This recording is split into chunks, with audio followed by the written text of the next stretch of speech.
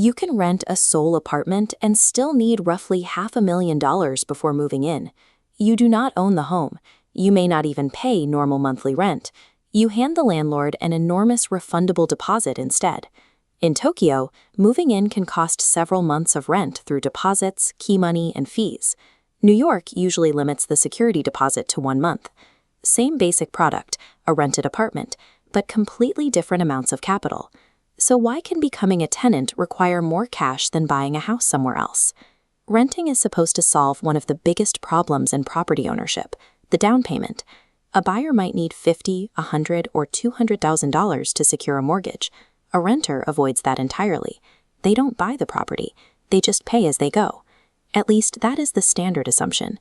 When looking for a place to live, a tenant normally asks one simple question: how much is the monthly rent? But measuring affordability this way is incomplete.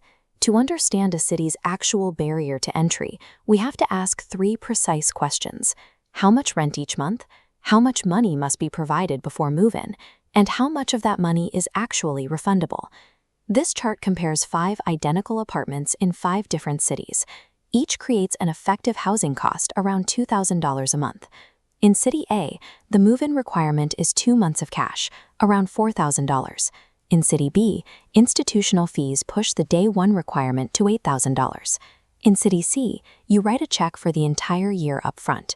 And in City D, you hand over a $300,000 refundable lump sum. The basic human need for shelter is exactly the same in every single location, but depending on the geography of the lease, the balance sheet requirement to access that shelter is completely different. We start at the extreme end of the capital spectrum. In Seoul, the tenant effectively becomes the landlord's source of interest-free capital for the duration of the lease. This diagram illustrates a recent market indicator for standard Seoul apartments. The tenant transfers a massive lump sum, roughly $500,000 equivalent, to the landlord. In exchange, the landlord charges near zero monthly rent. At the end of the lease, the deposit returns. But let's look closer. If that tenant kept their $500,000 invested at a hypothetical 6% annual return, it would generate $30,000 a year. That breaks down to $2,500 a month in lost opportunity cost. The rent is hidden inside locked capital. Korea also uses a structure called wolse, which functions as a sliding scale. A tenant with strong savings can offer a large deposit to lower their monthly rent. A tenant with strong income but low savings can pay a smaller deposit and accept a higher monthly rent. The market allows households to negotiate exactly how they balance capital against cash flow. Because these deposits are so large, many tenants actually take out bank loans to fund them. They pay interest on debt just to create a rental deposit. The entire system hinges on the landlord's ability to return the money.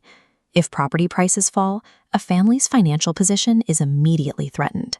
Korea mitigates this through guarantee frameworks designed to protect qualifying deposits, but the underlying risk remains.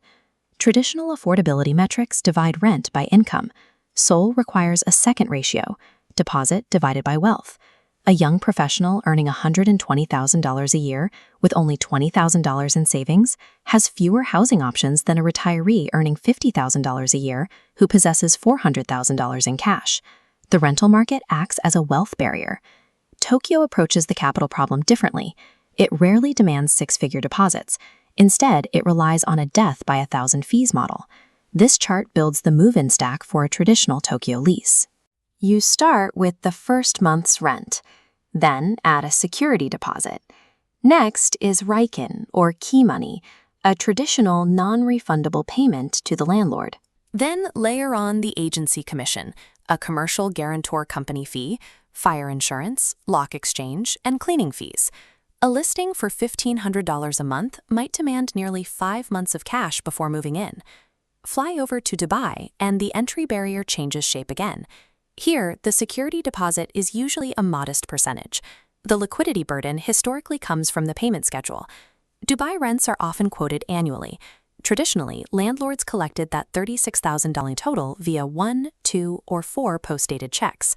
If a tenant hands over a single check for the entire year, eliminating the landlord's collection risk, they can sometimes negotiate a lower total price.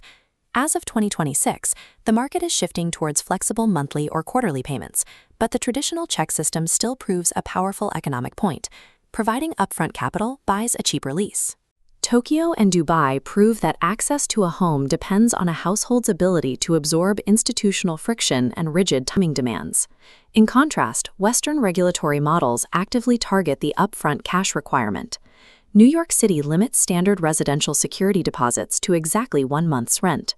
By legally capping the deposit, New York lowers the raw capital barrier.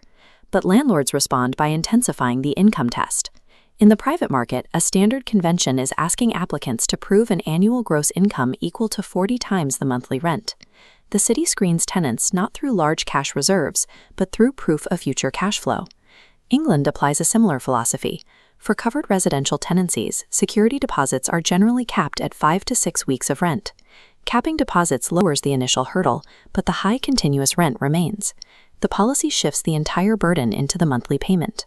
Across the globe, rental capital breaks down into 5 types: refundable damage deposits to protect the landlord, non-refundable entry fees, like Japanese key money, advance rent, prepaying housing consumption, financial guarantee costs, transferring default risk, and capital substitution deposits, where enormous sums replace monthly rent.